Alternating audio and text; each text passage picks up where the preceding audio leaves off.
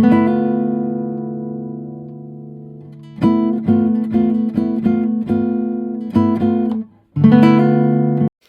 tout le monde, bon retour, bienvenue sur ma chaîne si vous êtes là pour la première fois.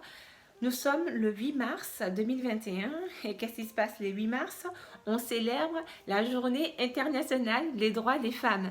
Youpi! Mais normalement c'est une célébration qui ne devrait même pas exister parce que si les femmes étaient traitées de façon équitable dans la société, on n'aurait pas besoin de leur consacrer une journée. Comme quelqu'un me disait encore plus tôt dans la journée, oh, mais la journée internationale des droits des femmes, c'est tous les jours. Absolument. Ça devait être tous les jours, ça devait être une norme, ça devait être une banalité et qu'on n'ait pas besoin de consacrer un moment spécial dans l'année pour cela. Mais moi, je vois à travers ces commémorations et ces dates, non pas quelque chose de péjoratif, mais plutôt l'idée que on porte un symbole. Voilà. C'est-à-dire que les gens sont conscients que les femmes ont été pendant très longtemps abusées, que même jusqu'à présent, nous continuons d'être abusées, aussi bien physiquement, mentalement, psychologiquement, financièrement. On fait porter beaucoup de charges aux femmes. Hein, quand je dis les charges, c'est ce que vous avez entendu récemment, hein, la fameuse charge mentale. À une certaine époque, les femmes restaient dans leur foyer. Le mari travaillait à l'extérieur et madame s'occupait de la famille, des enfants, de son mari et qu'elle veillait à ce que leur logement soit confortable, propre et les courses soient faites, le repas, etc., etc. Mais de nos jours, on ne vit plus comme ça. De nos jours, les femmes travaillent elles aussi à l'extérieur. Pourtant, quand on rentre à la maison, c'est comme si on avait un tatouage qui était gravé sur nos corps, que c'est à nous de faire les corvées domestiques. Mais pourquoi? Aujourd'hui, il n'y a pas de raison que ce soit aux femmes particulièrement de nettoyer, de cuisiner, de faire les courses, de s'occuper des enfants ou quoi que ce soit, puisque aujourd'hui les femmes elles aussi travaillent à l'extérieur. Et encore le problème de l'inégalité salariale. En France, les hommes sont payés 20 à 30% plus que les femmes. Cette institution patriarcale qui s'est instaurée, c'est parce que tout simplement à une certaine époque, comme je disais il y a 2 minutes, les hommes, eux, travaillaient à l'extérieur. Donc, c'était eux qui étaient les chefs de famille, c'était eux qui tenaient la bourse, c'était eux qui tenaient les finances. Donc, comme c'est le mari qui travaillait, ils étaient payés en conséquence parce qu'on était conscient que le salaire du mari devait faire vivre à la fois lui-même, sa femme et ses enfants. Donc, c'était cohérent qu'ils aient de bons salaires à ce moment-là. Et puis, quand des femmes, quand il arrivait que des femmes travaillent, c'était surtout perçu comme étant un complément de salaire, un complément de revenus de sa famille. C'est-à-dire que le mari a déjà un emploi et puis quand la femme travaille, bon, on peut bien se permettre de lui donner quelques miettes, histoire qu'elle ait un peu d'argent de poche et qu'elle puisse aider vite fait son mari dans les dépenses. C'est comme ça que c'était perçu. Mais de nos jours, les hommes n'ont plus ce genre de responsabilité. Ils sont de plus en plus immatures, ils ont de plus en plus peur de l'engagement et parfois dans les couples, après les séparations, c'est les femmes qui se retrouvent à tout porter sur leur dos. Aussi bien les enfants, elles sont abandonnées, sont isolées avec leurs enfants et ces gens-là, ils disparaissent dans la nature et puis c'est ni vu ni connu, ils continuent leur existence, on ne sait pas où, on ne sait pas comment et puis c'est la femme qui récolte tous les pots cassés et qui doit tout supporter, tout gérer, y compris financièrement. Et avec ça, on touche moins que les hommes. Où est la justice? Ça, c'est vraiment insupportable, c'est intolérable. Pour moi, aujourd'hui, il n'y a aucune raison qui justifierait qu'une femme gagne moins qu'un homme à travail égal. C'est-à-dire que vous êtes dans le même poste, supposons que voilà, vous êtes tous les deux boulangers, et si c'est le monsieur, il touche plus que la femme qui est boulangère. Ben non, les deux doivent toucher le même salaire puisqu'on fait le même travail et qu'on fournit les mêmes efforts.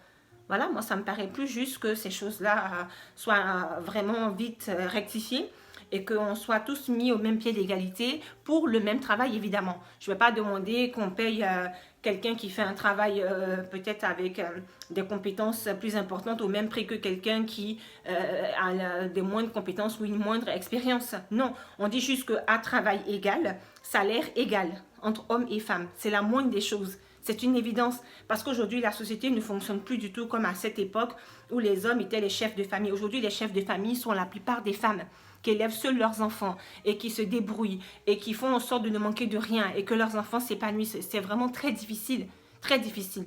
Sans compter tout ce qu'on subit aussi dans la société, comme harcèlement, tous les féminicides et compagnie. Le harcèlement, je viens en parler parce que ça devient vraiment insupportable pour moi. Je reçois comme ça d'appels des gens qui se permettent comme ça de me contacter via Messenger. Moi, Messenger, il faut savoir que c'est une application que je n'utilise même pas parce que je parle très peu. J'ai quelques amis qui me font des petits coucous de temps en temps sur ce site-là, mais c'est tellement ponctuel que je n'y vais quasi jamais. Et des gens qui me suivent sur Facebook se permettent d'utiliser Messenger pour me lancer des coups de fil, et ce, à toutes les heures de la journée et de la nuit, alors qu'ils ne me connaissent même pas. C'est-à-dire que ces personnes-là me suivent sur Facebook, on ne sait pas ce qu'ils se mettent dans la tête, ils se permettent de m'appeler. Et à chaque fois, ce sont des hommes, bien entendu. Donc, il y en a même un qui s'est permis de m'appeler un samedi soir à 3 heures du matin. Mais vous vous rendez compte? Rien que dans la journée de hier, il y en a un qui m'a appelé 7 fois. Il m'a appelé une première fois le matin. Je m'ai refusé l'appel. Pour moi, si j'essaie de contacter quelqu'un et que la personne refuse l'appel, je me dis, bon, je ne vais pas insister. La personne n'a pas envie de me parler. Effectivement, elle ne me connaît pas. Il n'y a aucune raison que j'ai de l'appeler. Donc, ou même si tu fais un truc avec un délire dans la tête, au bout d'un moment, quand la personne refuse l'appel, tu es censé te réfléchir un peu, te remettre en question et puis te dire, bah, ce que je viens de faire là, c'est pas très malin de ma part. Je ne vais pas insister. Eh ben non, le gars ne voit même pas où est le problème. J'ai refusé l'appel une première fois, il va retenter une seconde, puis une troisième. Et comme ça tout au long de la journée, jusqu'à ce que je le bloque. Et je ne vous dis même pas le nombre de personnes que j'ai bloquées jusqu'ici.